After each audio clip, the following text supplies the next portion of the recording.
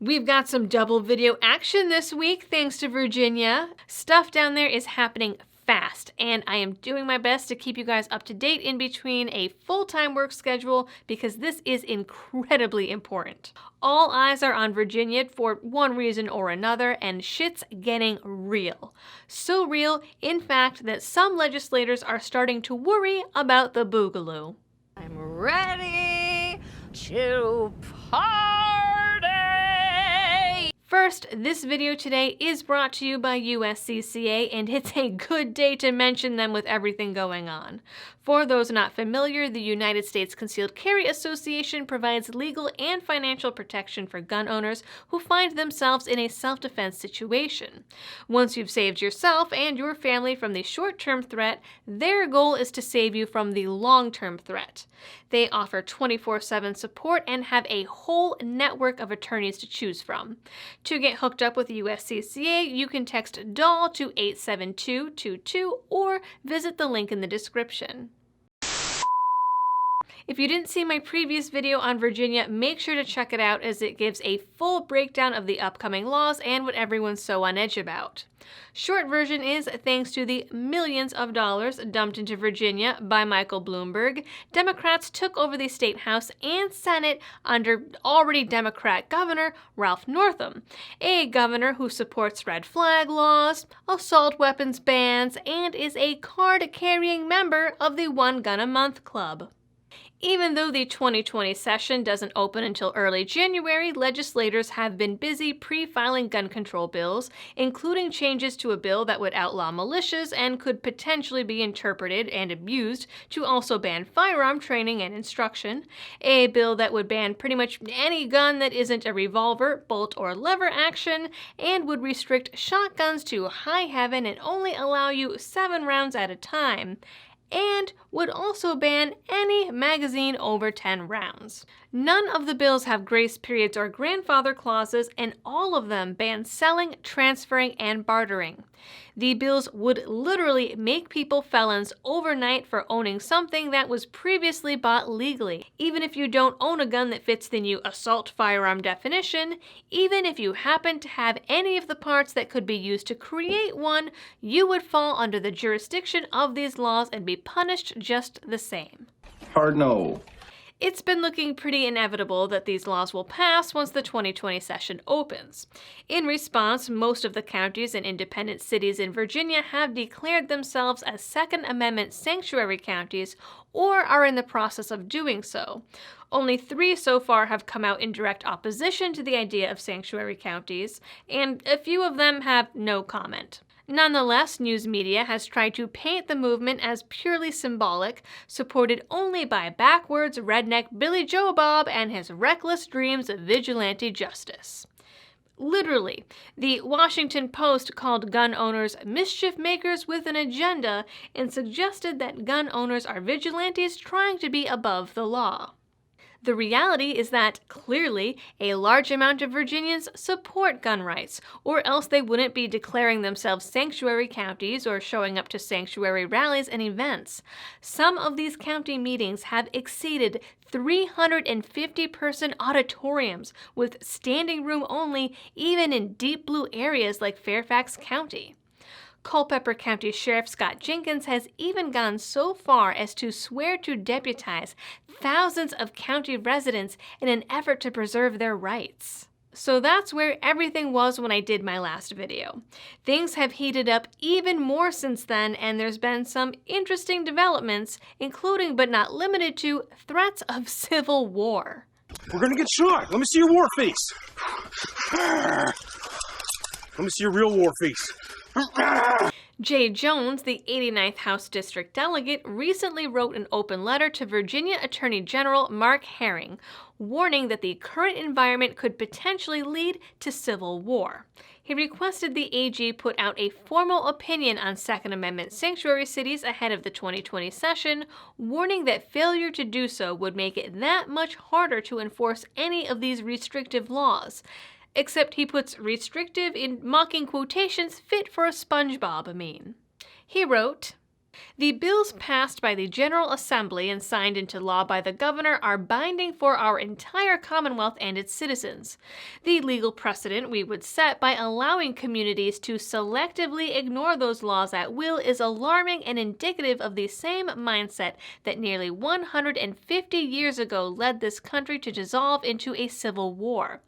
Assuredly, if the duly elected General Assembly passes measures to advance gun safety in the Commonwealth, I believe the legislature should be able to do so without actions by localities to undermine its efforts. Given the recurring incidents of gun violence in Norfolk and its surrounding areas, violence that has repeatedly been shown to disproportionately harm communities of color, it is my firm belief that it is incumbent on me as their elected representative to request action from your office on this matter.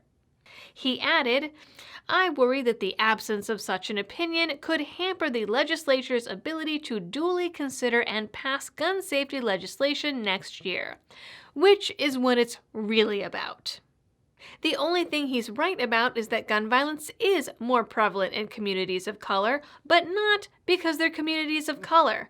It's because those communities are typically in urban areas where there is more poverty, and in impoverished urban areas you have more gangs, and gangs shoot each other over gang things. The Bloods and Crips aren't going to be worrying about their magazine size. I mean, if they really want to stop people from shooting each other, maybe they should ban murder.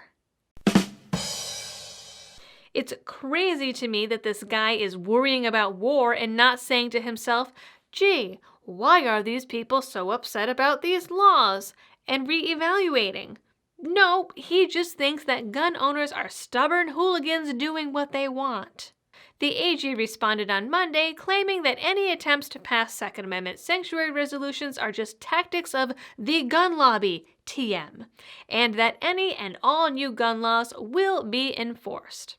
He also keeps telling news outlets that he doesn't know what all the fuss is about because he swears up and down that all the new laws are only about universal background checks, which you and I know is a flat-out lie, unless the term universal background check has a new definition of ban almost all guns entirely. But despite the AG's threat to plow on as intended, Northam and the incoming Senate Majority Leader also announced on Monday that they would no longer be pursuing the pre-filed gun control plans. Sort of.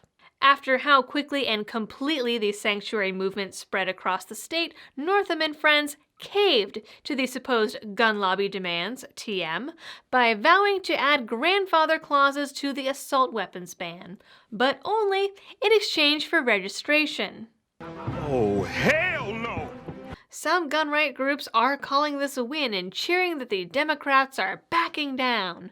But I don't know if it's backing down as much as it's doubling down. It's not actually a retreat because they're not actually abandoning any of these bills. And it could be that registration was the real goal the entire time. They're still pushing the bans and felony charges because, Northam says, he really is a Second Amendment guy at heart. You sit on a throne of lies. The NRA, surprisingly, picked up on this, telling the Washington Free Beacon, Northam and the rest of Virginia's anti-gun politicians' idea of a compromise is to threaten hundreds of thousands of Virginians with felonies unless they submit to government control, which is exactly what's happening. The Virginia Citizens Defense League, who have been spearheading the sanctuary efforts, agreed, pointing out that the legislature's idea of a compromise isn't to actually give up anything at all, and still involves a total ban for the next generation of gun owners. For those of you willing and able, the VCDL is also planning a lobby day on Monday, January 20th, during which the league plans to rally and fill the General Assembly building. The event will have several speakers and they'll be providing buses and carpools for those who need it. There's also a long list of events on their website, which of course, as always, will be linked in the description. Things have continued to devolve pretty quickly in Virginia, and there's been some major updates even in just the 2 days since I originally recorded this video. Local officials are now threatening repercussions against sheriffs and police who refuse to enforce any law the state legislature passes. Democratic Rep. Connolly called for the LEOs against the proposed gun control bills to either step down or face legal prosecution. He told the Washington Examiner that failure to do so would be a violation of their oath. I'm not sure which oath he's talking about because I'm pretty sure that sheriffs and police are supposed to uphold the Constitution, but he flat out told the Examiner, "The law is the law. You don't have a choice." And it looks like he's not wrong, as a new bill added to the pre-filed party calls for an amendment to and reenactment of a previous bill relating to the termination of state employees. The new bill redefines public safety employee as any law enforcement officer and states that any officer obstructing, impeding, or suspending any activity or operation of his employing agency or any other governmental agency, or who strikes or willfully refuses to perform the duties of his employment shall, by such action, be deemed to have terminated his employment, and shall thereafter be ineligible for employment in any position or capacity during the next 12 months by the Commonwealth, or any city or town thereof. So they're planning on firing every sheriff and cop who doesn't comply. And while normally I would argue that people absolutely should be fired for not doing their jobs, again, their job ultimately is to uphold the Constitution, not uphold laws that go decidedly against it. Governor Northam has also said there will be consequences, but he has so far refused to state what exactly those consequences might be. At the very least, he'll be signing that bill if it gets to his desk. Another rep, Donald McEachin, has suggested the state will cut off state funds to the counties that don't comply with any new gun control laws. The goal would be to strip the sheriff's office and county attorneys of any funds to properly operate. But then he took it a step further and is actually calling for the governor to bring in the National Guard to enforce these laws. If that doesn't scare you, then you need to get that checked or something. As of Friday, the number of counties, cities, and towns that have declared themselves Second Amendment sanctuaries is now in the 90s, according to KeepVA2A.com and the VCDL. No matter the threat, gun owners are not backing down. One meeting at Rockingham County drew over 3,000 people and saw a 3-mile backup just to get into the parking lot. Some abandoned their cars along the way and walked a mile to get to the meeting. Another county with a name I can't pronounce had a similar turnout and delayed the vote until December 23rd as they contemplate instead naming themselves a constitutional county. Almost the entire state is, at this point, a Second Amendment sanctuary. Right now, we have no way of knowing who's going to win in this game of chicken, but gun owners are still saying, "From my cold, dead hands." That is your Virginia Second Amendment news for the week. Please don't forget to like, subscribe, and share to get the word out. Also, don't forget to check out my new merch at thelibertydoll.com so you can at least look stylish if you have to boogaloo. If you like my work and want to help support it in other ways, you can do so through Patreon, Subscribestar, or my site, or give a one-time donation through PayPal or crypto. As always, thanks for tuning in, stay safe, and happy shooting.